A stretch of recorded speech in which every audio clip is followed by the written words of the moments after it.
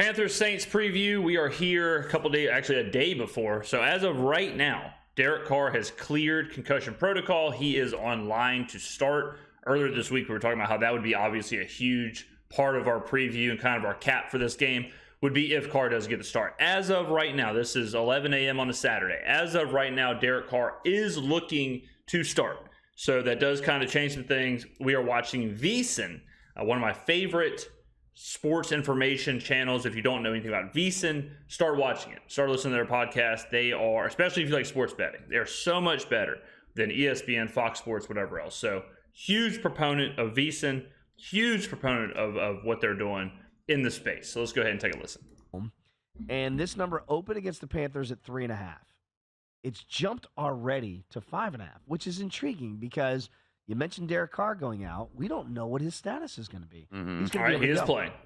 I think the market prefers Jameis Winston over Derek Carr. Yes. So this is a move to that, and also it's still Carolina. Yeah, and I had Carolina, and they got in the back door, even though they shouldn't have had to do that today. Because if you watch, so when we're previewing these divisional games, and this is the first one that we'll preview where we've done it twice, right? We played them in week 2, and now we're previewing it again.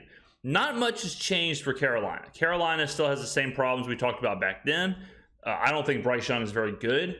I don't think the weapons around Bryce Young are good enough to kind of carry him. Like CJ Stroud, I think CJ Stroud's good. But CJ Stroud also has weapons around him. And even, now there's an injury to Tank Dell, but Tank Dell, Nico Collins, even the running backs, that's way better. And the defense is better.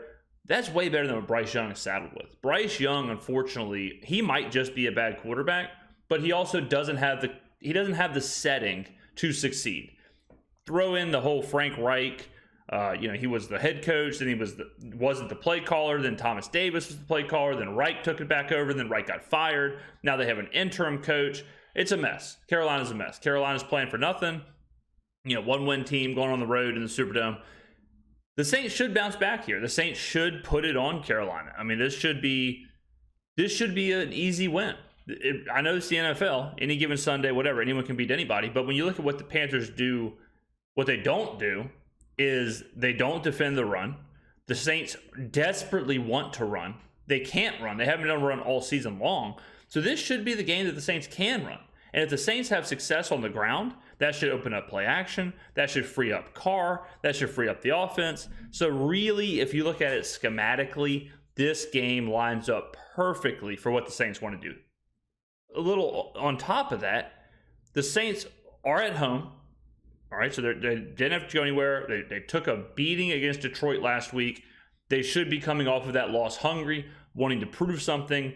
The players kind of fought back in that game, so there's a little bit of a, kind of a players' union going on versus the coaching, I think. So this is a perfect game to get right and then, continue the rest of the season. We know we have to go 5-0. This is a must-win game, and as far as must-win games go, this is a pretty nice must-win game where you're at home, you're facing probably the worst team in the NFL. Should be an easy victory for the Saints. Watch that game, and I watched a little bit. I know most of the eyeballs were on 49ers and Philadelphia, but I had the Panthers and Buccaneers on another monitor. So Panthers, it was a pretty darn even game, I think, Dave. If you look at just the market, if we're just kind of watching what the market's doing, so it opens at 3.5, market moves it to 5.5. So the early market is aligned with the Saints. They believe the Saints are going to win this game.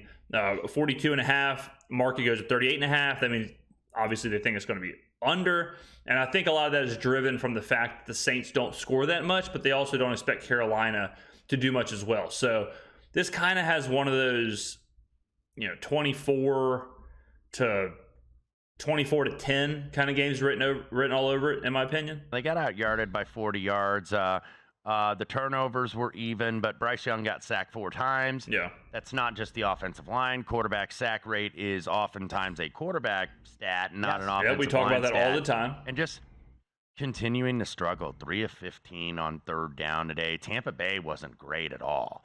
And that's if you look at what happened last week. Again, Carolina is just not good. 15 of 31, 178 yards, interception. They just don't have a lot. They just don't have a lot there. Young does get sacked a lot because I think he does hold on to the ball for a long time. I think the game is too fast for him. they are absolutely right. Sacks aren't just an offensive line stat. They a lot of the times are quarterback driven. That's why I went against him with Carolina. Plus, the game off Frank Reich being given the heave-ho, and it's not like I feel like the players were happy or sad, glad, happy or sad about it. But I think that's another thing too. So the coach, a new coach bounce is something you hear about a lot in sports, specifically soccer. So European soccer leagues, this happens all the time where coach gets fired, new coach comes in, team plays well, team feels the change, they believe in the change, they're motivated, new regime, it's exciting. A lot of the times you'll see a really good effort off of that. Carolina wasted that last week. Carolina struggles, so now you can even kind of say that the coach bounce thing isn't even a factor. I think there's a pride. It's like, man, coach got fired partially because we suck. So there is a little bit of motivation there. Now, Carolina, by the way, had to get a Chuba Hubbard touchdown, get in the number. Tampa Bay was able to run out the clock. Fortunately for me, taking 5.5 of Carolina. But I wonder. I think Carolina gave a really good effort today. But you also wonder in this spot with New Orleans. Now, New Orleans today was a 4.5 point underdog, and now that's almost a 10-point difference in the number. And I know there's a difference between Detroit and Carolina, but that's a tough turnaround. Yeah, I think for that. But you also got to factor in with Carolina, like he's saying, they gave a good effort last week, but now do they drop back to that kind of where they were? Is the good effort over, and now they're just trying to coast out the season? Now they're just trying to kind of get these games over with, whereas the motivational difference, the Saints are max motivated because they have to win out, right? The Saints still have aspirations to win the division. They still have aspirations to make the playoffs. So a motivational spot, this is incredible for the Saints. I do think that this is a game, obviously, that New Orleans has to have. Yeah, especially in that South with Atlanta, the Dirty Birds, winning ugly, but winning nonetheless against the Jets today. And Tampa Bay still right there at 5-7. So Atlanta, one game lead in the division. This is a game New Orleans has to have, and I think it's priced accordingly. And again, that total has dropped like a rock. Yeah, you can't. You have to factor that in. A lot of people want to factor in just schematics, just running game, just passing game, just defense, just offense, whatever. You got to factor in what's the motivation. How much do these teams want to win? The Saints have to win this game. It is every week. The Saints are about to play 5 Super Bowls in a row because every single week is the season. Every single week is the biggest game of the season now for the Saints because of what they've done previously. We're 2 games under 500. You get fed a super easy matchup. Spoiler alert, next week is a super easy matchup with the Giants.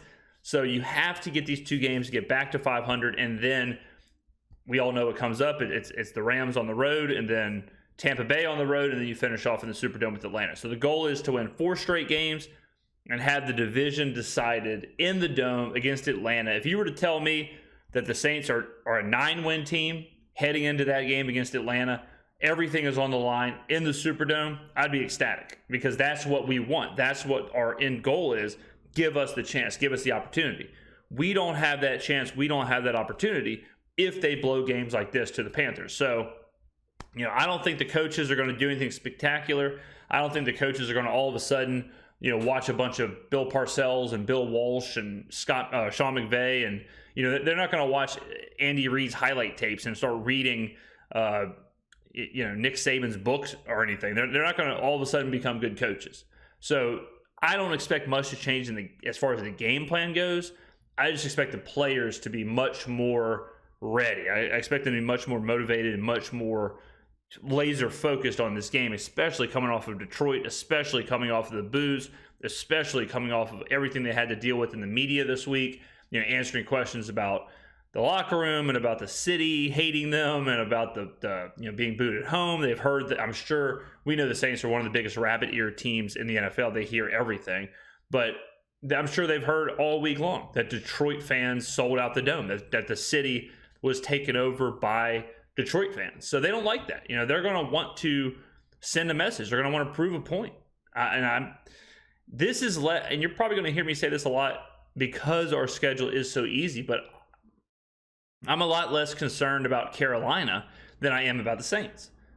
That's really it. I'm more focused on what version of the Saints are we going to get? What are they What are they going to do offensively? What are they going to do defensively? Are they going to allow Bryce Young to do the same thing that Josh Dobbs did? Are they going to allow Bryce Young to do the same thing Tyson Bagent did? Because I'll say that too, that's something concerning, is that in week 2, our defense was playing way better than it's playing right now. So in my head, I'm not seeing the Panthers do much. I'm not seeing the Panthers move the ball. I'm not seeing them be successful on the ground or through the air. I don't see Bryce Young having a successful game at all. But I didn't see Tyson Bagent having a successful game. I didn't see Josh Dobbs having a successful game. So hopefully we don't get more of that, because if the Saints do struggle in the first half, if the Saints do allow Bryce Young to have basically his first good game of his career, that's not good.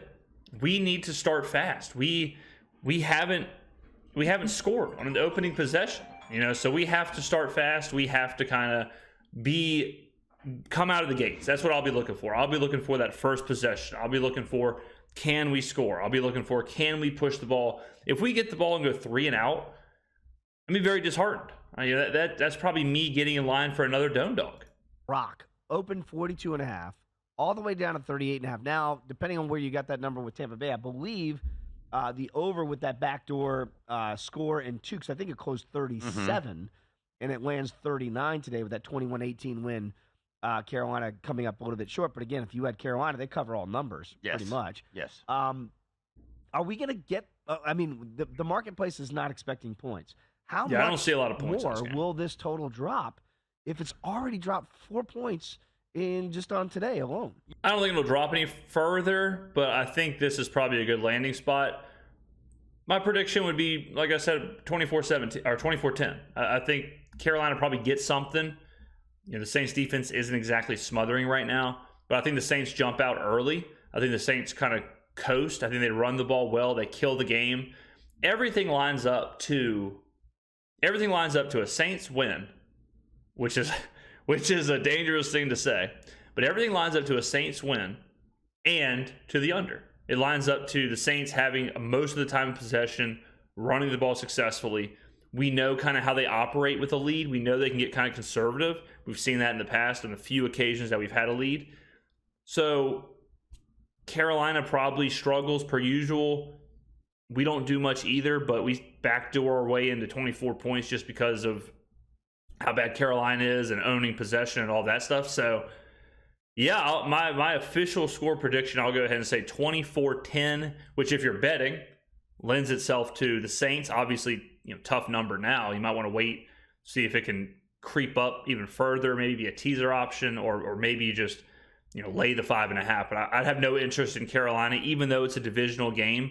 Taking divisional favorites, that especially off of a big move like that, it's definitely not something you want to do. But if you have to bet the game, 24-10 lends itself to the Saints as the side and the total landing on the under. Yeah, and I don't think it's going to drop anymore. I just think Carolina's offense struggling. You may have Jameis at quarterback, even though I think that could be better. But you'll probably have Taysom Hill packages here as well. Yep. So there you go. That's the VSIN preview, Saints Panthers. I mean, look, guys, I could sit here and we could go 40 minutes and try and break down player by player, team by team, whatever. But the bottom line is Carolina is not a good team. The bottom line is they are one of the 2 worst teams in the NFL. That's it. If you're a Panthers fan listening to this, sorry, but it's the truth. The coaching situation's in turmoil. First overall pick is a mess. They have no weapons to speak of. They have nothing going on, and the Saints have to win the game. So there's no, we could overcomplicate this, but to me it's simple. The Saints roll here, get right game, and they have to get right. If they don't get right, then we'll be back on Monday making videos, and I'll be, protesting outside of the Superdome, doing a fast. I'll be doing a water fast because I'll be protesting out in the middle of Champion Square. So hopefully we don't come to that. Hopefully the Saints have a good game. We get an easy win. We can be happy for a week, and we can move on to the Giants and continue this 5-week stretch. So let me know in the comments below what your prediction is. Again, my official one, 24-10 Saints. Easy win. I will be at the game. So make sure to follow me on Twitter for updates, live updates, dome dog counts, 50-50 raffle counts, updates from the Superdome itself. If you aren't following me on Twitter or Instagram, any of that stuff, all the social Links are down below in the description. Thank you for watching. I will see you in the next video.